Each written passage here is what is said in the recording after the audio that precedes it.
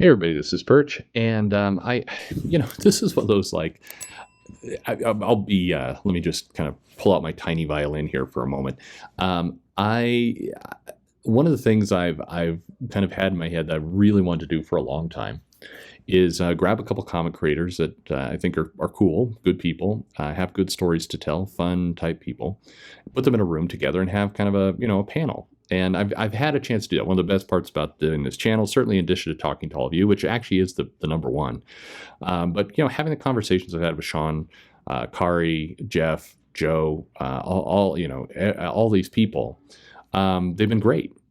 And so I'm like, man, one of these days I need to get Sean and Jeff and a couple of these people all together in one session. It'd be great. And we finally got to do it. The only problem was I wasn't there. So we did this live stream, and kind of the origin behind that is, Sean texts me. I'm in Greece, and he's like, "Hey, why don't we do a live thing without you?" Basically, Joe and I can do it. He was raring to talk, so I'm like, "Yeah, I mean, absolutely. It sounds like fun for the listeners. Let's do it." And then Jeff, it's like, "Hey, let's get Jeff. Jeff, see if he's available." And so the three of them have this great conversation, and I'm listening to it later. It's like 3 a.m., 2 a.m., 3 a.m. in Greece, and I was exhausted. I've been working like a dog. I think people are like, "He's been on vacation." No, I've been working, my friends. I mean, the story for another time. But I mean, the sad part is the last 2 weeks of work generated the money that a year's worth of running a shop generates. So some life thinking I need to do. Anyway, boy, that was depressing as well. I did say I had the little violin out. Anyway, they had this conversation, and it was a great one. I definitely recommend you go listen to it. It's making me rethink. I mean, I put up the little slides for kind of what's coming out, and I show that kind of stuff. But I need to back off. It's too rigid. I want to have more of a free flowing conversation. And while the slides are a good backdrop, it's kind of, I think it's restraining the conversation a little bit. So I gotta go rethink the format a little bit. Anyway, we'll return to live streams here in about a week soon. Probably need one more week off just to get everything settled and straightened up. But I look forward to telling you all about my adventures and everything else.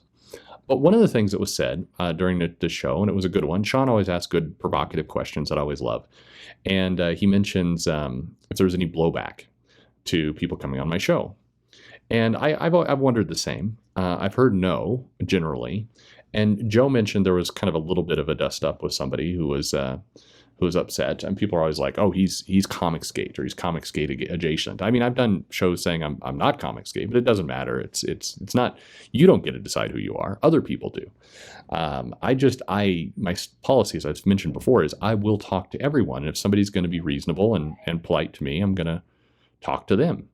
I'll treat you treat me like a human, I'm going to treat you like a human. That's my policy, no matter what label you've attached yourself to. And I understand that there's some people who don't like that stance, and that's on the, I mean, you can choose whatever you want, but that's mine. I'll talk to you fairly, whoever you are, and I'll look at things fairly, however they are. I think there's a lot of misinformation that goes on all sides, like I've talked about, on a regular basis. So I think it's better to deal with people as individuals. But Joe mentioned, he said that there was a pushback on a tweet I did a long time ago, like long before this show.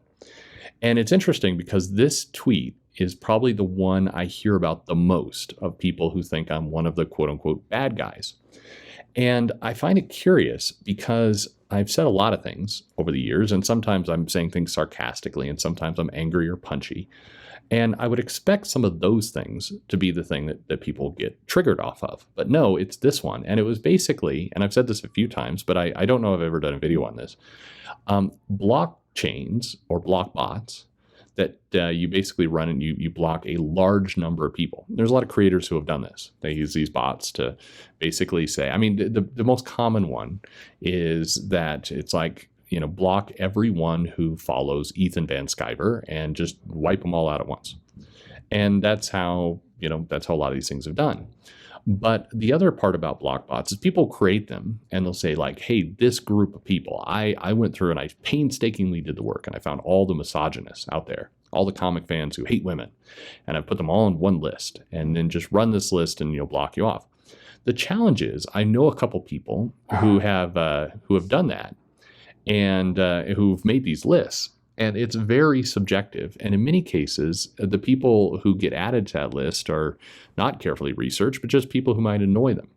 There's a guy who some kind of poet. He I don't know. I think he's got a channel anyway. He does poetry, and he's made a couple of these lists, and there's Luffy in the background if you hear the barking. Sorry about that. Sees a squirrel or something outside. Anyway, he was putting people on that list of like comic shops he didn't like.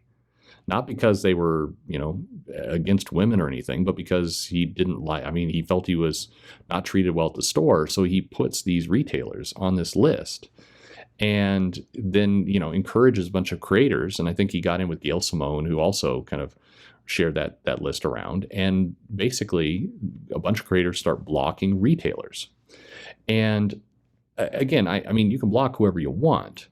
But if your goal is to sell comics, I don't think it's smart to block the people who sell your comics, meaning the retailers. I don't really think it's smart to block anyone, but again, it's your call. I think you should block people who are being nasty to you personally. I'm against lists because I think lists you're really having to trust the person who made that list. And like I mentioned, many of the people who make that list are very dodgy. But you should think twice, at least for your own, survival and health. You should think twice about blocking the people who are literally selling your comics. And there are a lot of retailers on block lists. So I did some posts saying, hey, creators, rethink block bots because you're blocking creators. You're blocking a bunch of people. And I think, I don't know where this all went. And I'm sure I said something pissy in that because I was annoyed as well. But that one tweet, for whatever reason, has gotten under the skin of so many people. I remember Mags replying to me in that tweet and going, no, you're wrong. And it's like, it's not a right or wrong thing. It's like I'm saying, hey, be careful. When you run these block bots, you're blocking retailers. It's not a no, I'm wrong. You are. I mean, maybe that was your intent, but it's a dumb intent. And again, it's your dime. You can do whatever you want. But that tweet I've heard about from Al Ewing, I've heard about from Dan Slott, I've heard about, like I said, from Mags, I've heard about from several others, including the person Joe mentioned during the live stream. For whatever reason, that one got into everyone's skin. But I stand by it. I'll tell you, block bots, they seem like a good thing because maybe, somebody, Yellow Flash, does a video on you and it's suddenly in your Twitter notifications, you're getting a bunch of people screaming at you, and that sucks. And it seems like a lot. And so it's like, hey, I can just, push this button basically and block, 5,000 people and the volume goes down. I'm great. I feel better.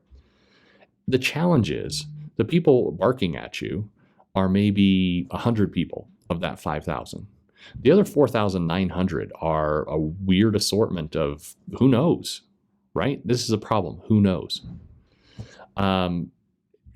Whether they're retailers or they're comic customers or fans, whatever it happens to be, you're taking out a lot of people you don't intend. So you get a short-term benefit of some quiet, but all those people who you blocked, who never said a word to you, or maybe even thought you were a cool person, like there's so many people Al Ewing has blocked that had no real feelings toward him, or maybe even liked his work, that now hate him because he blocked them. There are several retailers in the Pacific Northwest who legitimately despise Ewing because he blocked them in their store. I mean, I'm not just talking about retailers like the person running it. I mean, like the store account, the official store account gets blocked. And it's not like the store was, harassing Ewing. It's just you had some goofball who, didn't like the store, or maybe they're friends with another store. I mean, I had a guy openly tell me that they had one store they liked in New York. And so they worked to put all the other stores, the competitors, on a blockbot list and get that distributed to creators, and was successful. And in particular, a lot of the smaller indie creators, people coming up, basically, as I've said, they shoot themselves in the face with this because they when you're very early in comics, you need promotion, you need people helping to push you. And if you suddenly block them, you're just, you're blocking people who are going to help your career. Again, I'm not talking about the people who are harassing you. I'm talking about the other 4,900 people on that list who really have nothing going on. Anyway, it was interesting to hear this brought up in the live stream, which is a great one, because again, that one tweet keeps coming up as the one that just really bugs people. And I've looked at it. I've gone through. I mean, I finally moved to something on Twitter. I have this tool that just nothing on I think my Twitter survives more than 3 months. It just auto deletes everything old. And I'm not doing it to protect myself. I'm doing it mainly kind of, it's that first step to just getting off Twitter completely, because screw that platform. Anyway, it's funny. I don't know why that bugs people so much. To me, again, it's just basic common sense. You should be careful who you're blocking. You should absolutely be careful that you're not blocking literally the places selling your comic. I think that's insane. But your mileage may vary. Again, your account. Nobody's telling what you do. This isn't any kind of rule. Just, I don't know. Seems like a good idea.